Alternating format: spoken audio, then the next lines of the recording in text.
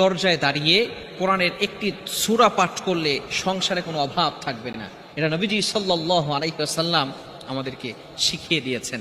কিছুদিন আগেও আমি এই কথাটি বলেছিলাম, সেখান থেকে ফোন আসছে, হুজুর আপনি যে আমলটার কথা বলেছেন, আমলটা করে আমি ভালো ফায়দা পেয়েছি, আমি ব্যবসা করি, ব্যবসার ভিতরে ভালো বরকত হয়েছে, আমাকে ফোন দিয়ে এসে জানিয়েছে।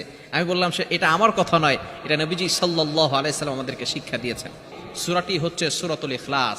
আপনি ঘরের সামনে দাঁড়িয়ে সূরা ইখলাস যদি 3 বার পাঠ করতে পারেন, কুল হুয়াল্লাহু আহাদ আল্লাহুস সামাদ লাম ইয়ালিদ ওয়া লাম ইউলাদ ওয়া লাম ইয়াকুল লাহু কুফুয়ান আহাদ, এটা যদি আপনি 3 বার করে ঘরে প্রবেশ করেন, সালাম দিয়ে প্রবেশ করেন, আল্লাহ পাক রব্বুল আলামিন এই ঘরের থেকে অভাব দূর করে দিবেন। ওই সংসারে কোনো অভাব থাকবে না, কোনো টেনশন থাকবে না, আপনাকে কোনো কিছু নিয়ে টেনশন করতে হবে না।